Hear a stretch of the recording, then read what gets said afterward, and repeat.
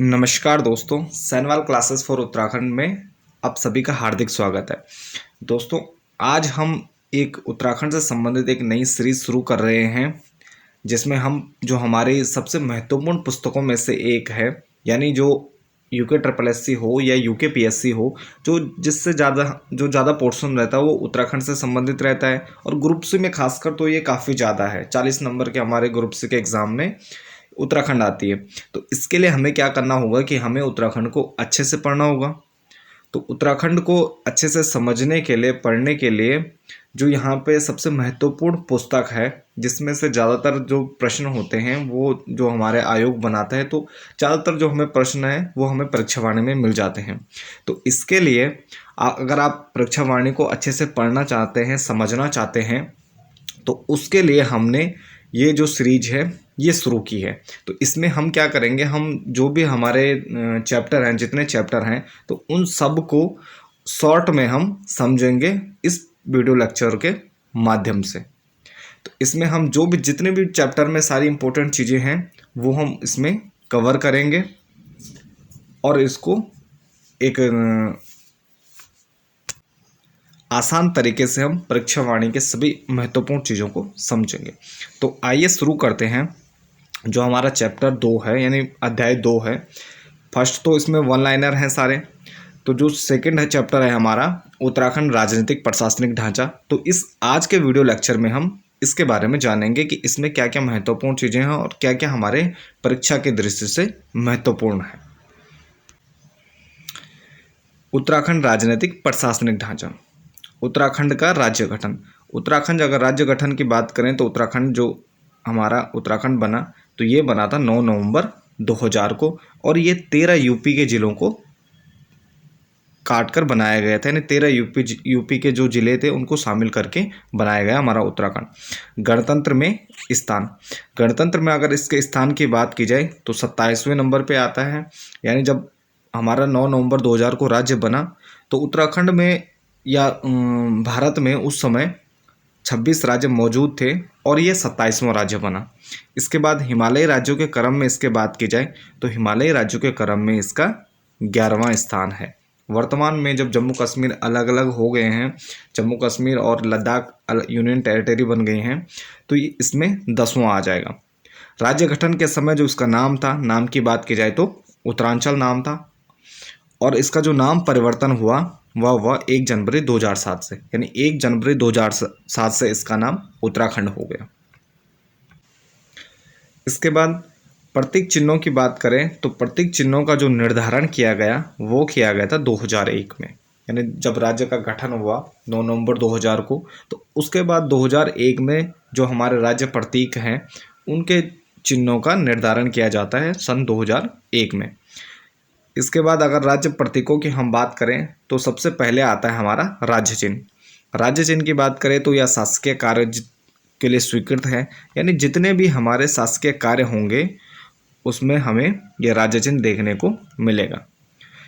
इसकी बात करें तो इसमें हमें उत्तराखंड के जो भौगोलिक स्वरूप है, यानी उत्तराखंड क्या है, एक पहाड़ी राज्य है, हिमालयी राज्य है, तो इसके जो भौगोलिक स्वरूप है उसकी झलक हमें इसमें दिखाई देती है। तो इसमें किस प्रकार हमें वो भौगोलिक झलक दिखती है उसकी बात करें तो इसमें जो राज्य चिन्ह है उसमें 3 पर्वत चोटियाँ बनी हुई हैं, उसके नीचे गंगा की 4 लहरें दिखाई गई हैं और मध्य में अशोक की लाट अंकित है, और उसके नीचे लिखा गया है सत्यमेव जयते, और ये लिया गया है मुंडकोपनिषद नामक एक उपनिषद है, वहाँ से लिया गया है। और इसमें ये जो सत्यमेव जयते है ये सबसे नीचे लिखा गया है इसमें। तो राज्य चिन्ह आप लोगों ने देखा होगा, 3 पर्वत चोटियाँ रहती हैं और बीच में 3 जो शेर दिखते हैं, और उसके नीचे सत्यमेव जयते का जो ये राज्य चिन्ह है वो आपने जरूर देखा होगा। इसके बाद राज्य पुष्प की बात करें तो राज्य पुष्प है हमारा ब्रह्मकमल। तो ये मुख्य प्रजातियां हैं सोसूरिया लप्पा, ग्रामोनिफोलिया, फेन कमल या सिमिस सोनिया और ग्रासोफिफेरा। इसके अगर पुष्प के रंग की बात की जाए तो यह बैंगनी रंग का पुष्प होता है। इसके बाद पुष्प पाया जाना, यानी पुष्प की अगर हम बात करें तो ये मुख्यतः जो पाया जाता है, वैसे तो उत्तराखंड के जो ऊंचाई पर स्थित भाग हैं वहाँ पे लगभग ये पाया जाता है, लेकिन जो प्रमुख रूप से इसके लिए प्रसिद्ध है, यानी प्रमुख रूप से कहाँ कहाँ पाया जाता है, तो ये पाया जाता है फूलों की घाटी, केदारनाथ, शिवलिंग बेस, पिंडारी ग्लेशियर और आदि जो महत्वपूर्ण क्षेत्र हैं उनमें ये पाया जाता है। इसके बाद इसका जो स्थानीय नाम है उसकी बात करें तो स्थानीय लोग इसे कहते हैं कौल पद्म। कौल पद्म के नाम से जाना जाता है ब्रह्म कमल को, एक इसका स्थानीय नाम है। इसके बाद इसका जो उल्लेख है, अब देखो ब्रह्म कमल है, काफ़ी प्रसिद्ध है, हमारा राज्य पुष्प भी है, तो ये इसका जो उल्लेख है ये वेदों और महाभारत के वन पर्व में, वेदों में यानी जो वेद हैं उनमें मिलता है, प्राचीन ग्रंथों में, और महाभारत के जो वन पर्व है यानी 18 जो पर्व है यानी भाग है, जो वन पर्व नामक भाग है, तो उसमें इसका नाम सौगंधिक पुष्प बताया गया है। इसका वर्णन सौगंधिक पुष्प के नाम से किया गया है। और एक पौराणिक मानता है कि केदारनाथ स्थित जो भगवान शिव का मंदिर है उसमें इसको अर्पित करने के बाद प्रसाद स्वरूप वितरण किया जाता है, कि उसमें इसको अर्पित किया जाता है और चढ़ाया जाता है, उसके बाद इसको प्रसाद स्वरूप बांटा जाता है। इस पौधे की ऊंचाई की हम बात करें तो यह 70 से 80 सेंटीमीटर बड़ा होता है और इसके जो पुष्प को खिलने का समय है ये जुलाई से सितंबर माह के मध्य में खिलता है।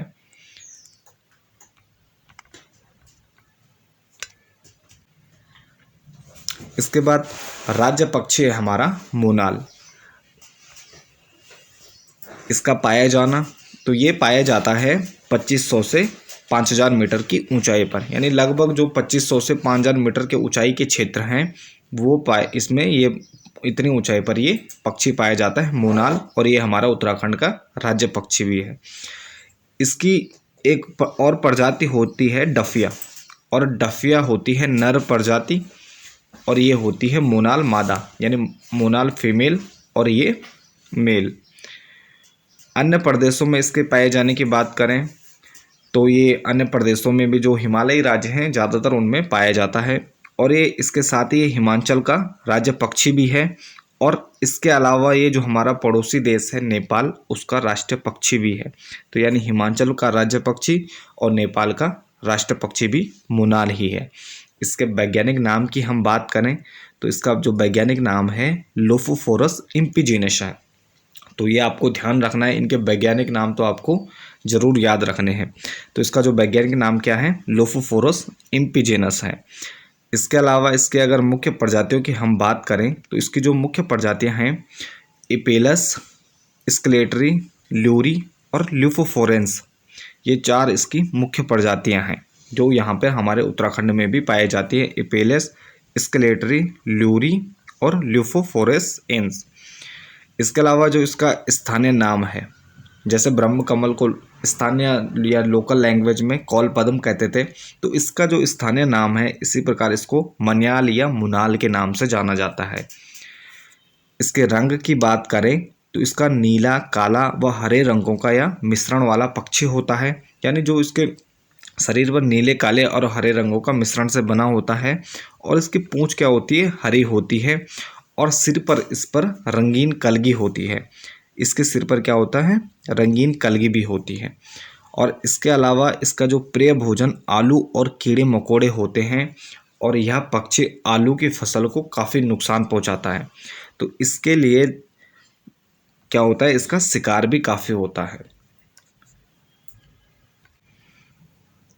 इसके बाद हम अगर हमारे राज्य पशु की बात करें तो जो हमारा राज्य पशु है वह है कस्तूरी मृग, और यह पाया जाता है 3600 से 4400 मीटर की ऊंचाई पर। 3600 से 4400, और कहीं किसी बुक में आपको 2000 से 5000 के बीच भी मिलेगा। तो यानी आप ये मान सकते हो कि 2000 से 5000 मीटर की ऊंचाई तक लगभग यह पाया जाता है कस्तूरी मृग, और यह प्रमुख रूप से पाया जाता है केदारनाथ, फूलों की घाटी, उत्तरकाशी और पिथौरागढ़ जनपद में। ये प्रमुख रूप से पाया जाता है केदारनाथ, फूलों की घाटी, उत्तरकाशी और पिथौरागढ़ जनपद पे। इसमें प्रजातियों की बात करें तो 4 मुख्य प्रजातियां पाई जाती हैं इसकी हमारी उत्तराखंड में, और इसके साथ ही यह जो और हिमालयी राज्य हैं जैसे हमारे कश्मीर हो गए, हिमाचल प्रदेश हो गए, सिक्किम हो गए, यहाँ पर ये पाया जाता है। इसका जो वैज्ञानिक नाम है इसका वैज्ञानिक नाम क्या है? मास्कस काइसोगोस्टर। मास्कस काइसोगोस्टर इसका वैज्ञानिक नाम है। और इसका जो एक अन्य नाम है हिमालयन मस्क डियर भी इसे कहा जाता है। तो ये दोनों आपको ध्यान रखने हैं। वैज्ञानिक नाम क्या है? मास्कस काइसोगोस्टर, और हिमालयन मस्क डियर एक अन्य नाम है इसका। इसके रंग की बात कर रहे हैं तो यह भूरे रंग का होता है। और इसमें जो इसकी प्रमुख विशेषताएं होती हैं, इसके जो शरीर पर क्या होते हैं? काले पीले धब्बे पाए जाते हैं। और इसके पैर होते हैं 4 खुर वाले, यानी 4 खुर इसके पैरों में होते हैं। पूंछ छोटी और बाल रहित होती है। और घ्राण व श्रवण शक्ति बहुत तेज होती है, यानी इसकी सुनने की और सूंघने की जो शक्ति होती है वह काफ़ी तेज होती है।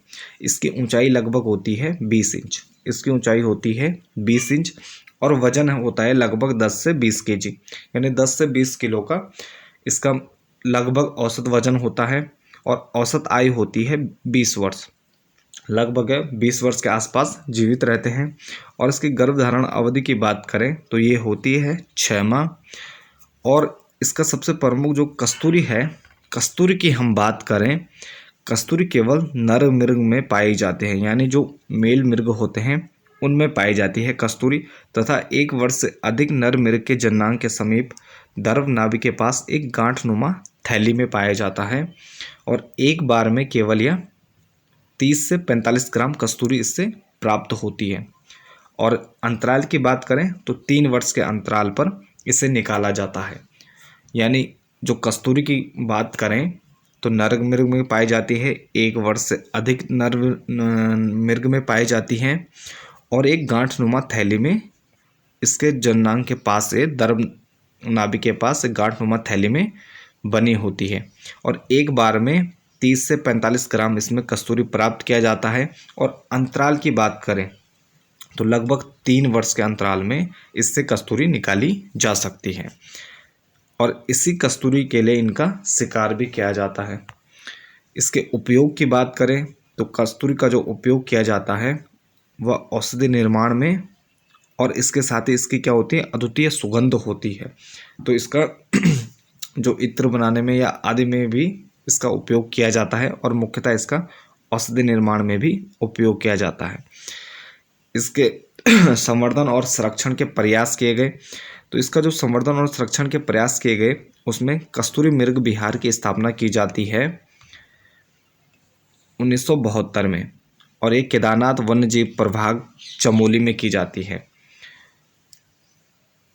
इसके संरक्षण और संवर्धन के लिए। यानी जब इसका अत्यधिक शिकार होने लगा इस कस्तूरी के लिए, तो फिर इसके संरक्षण की जरूरत पड़ी। तो इसके लिए सरकार ने प्रयास किए और कस्तूरी मृग विहार की स्थापना की जाती है 1972 में। और ये की जाती है केदारनाथ वन्यजीव प्रभाग में चमोली में। और 967.2 वर्ग किलोमीटर के क्षेत्र में यह कस्तूरी मृग विहार की स्थापना की गई है। इसके अलावा मेहरुड़ी कस्तूरी मृग अनुसंधान केंद्र 1977 में बागेश्वर में इसकी स्थापना की गई। इसके अलावा अस्कोट अभयारण्य की स्थापना की जाती है 1986 में, और ये स्थित है पिथौरागढ़ में।